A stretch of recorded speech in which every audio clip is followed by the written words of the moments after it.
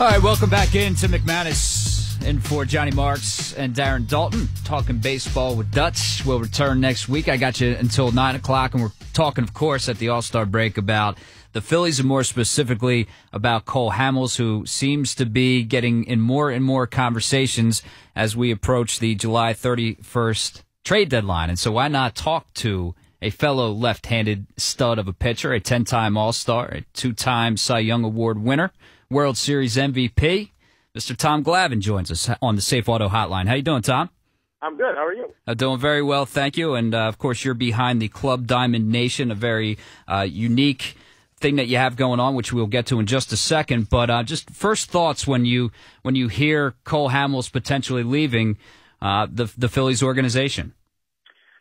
Well, it's that's the business side of baseball. I think we would all like to see players on our teams, particularly good players, spend their whole career with one team.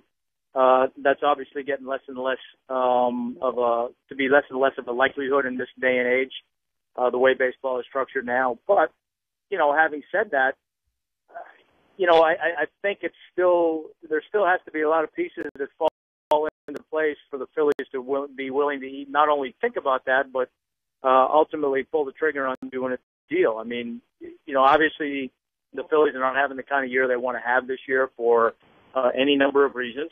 I still think they would look at their team as an organization and think that they have a team that certainly can be successful in the future, and they have the pieces of the puzzle outside of this year to continue to be a successful organization. And Cole Hamels obviously would be a big part of that. So I don't think organizations generally operate on being short-sighted.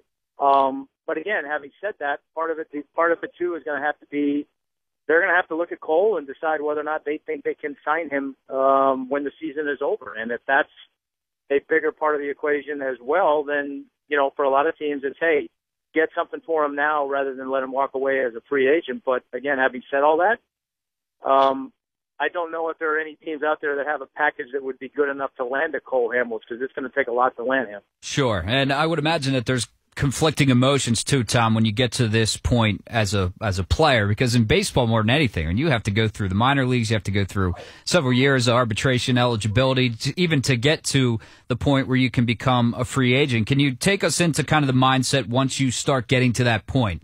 For instance, you were with the Braves from 87 to 2002. We lost him, Devon, so let's pull him back up in just a second. But Glavine was on from 87 to 2002, and then he ended up jumping and going to the New York Mets for 4 years and $42.5 million. And that's not the, you go into a rival after a long time in one organization. There's certainly precedent, even after you have such a long and a distinguished run as Glavine did with Atlanta.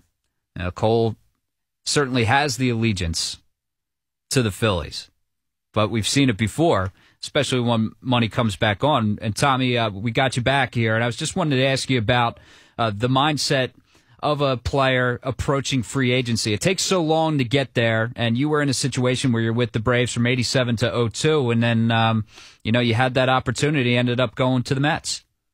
Well, every situation is different, and I think that in most cases, unless there are extenuating circumstances, most of the time, guys are going to want to stay with the organization that they grew up with, particularly when you're part of a team that is a good team, and in this case, part of an organization or part of a pitching rotation that has a chance to do some pretty special things together.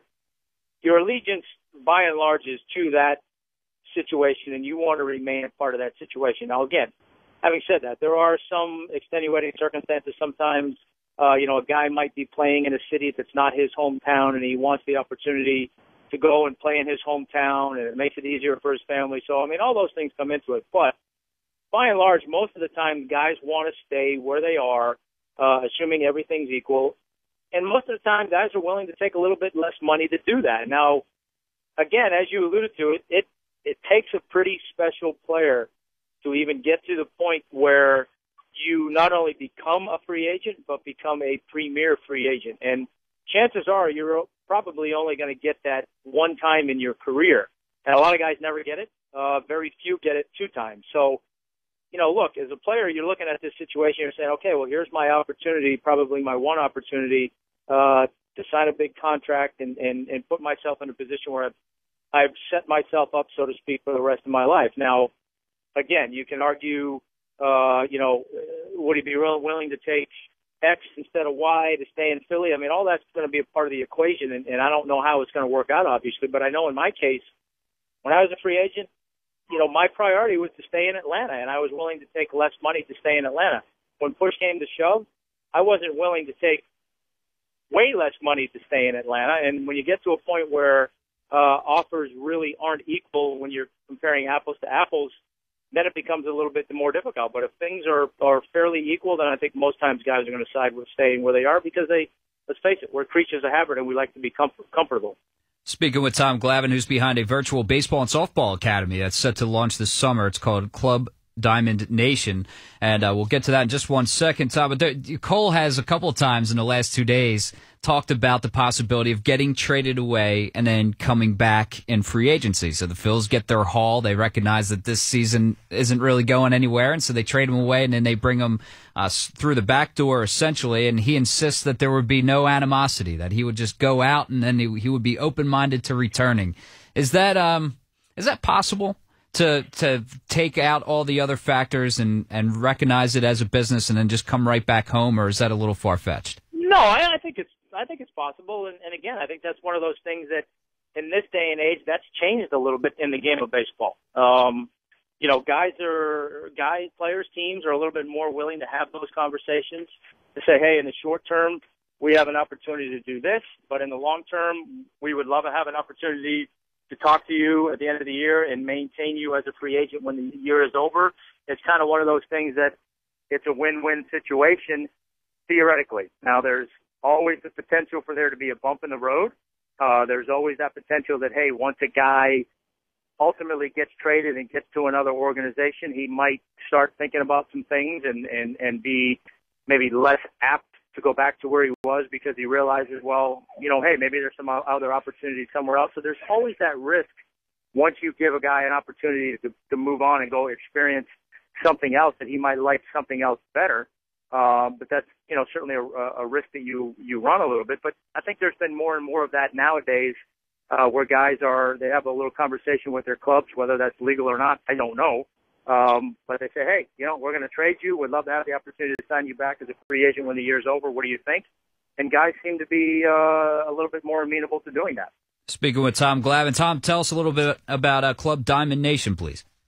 Well, it's, as you mentioned, it's an online baseball softball academy that I have the opportunity to be a part of, and it's really something that I think has got the opportunity to be unique and different and cool and all those things.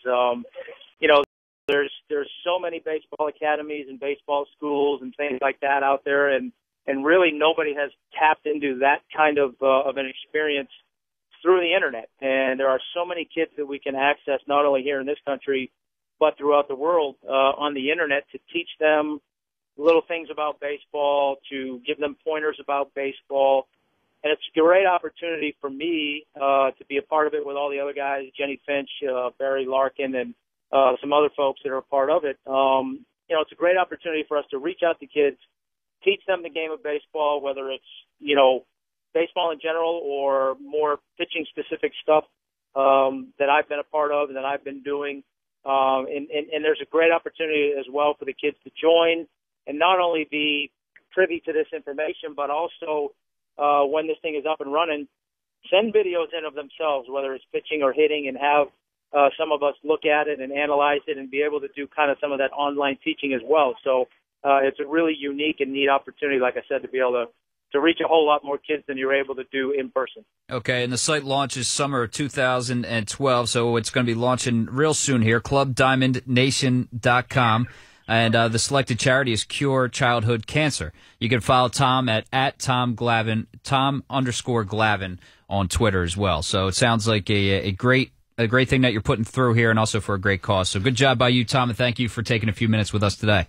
My pleasure, and I appreciate the opportunity. Thank you. All right, you got it. So there he is, Tom Glavine. And he's saying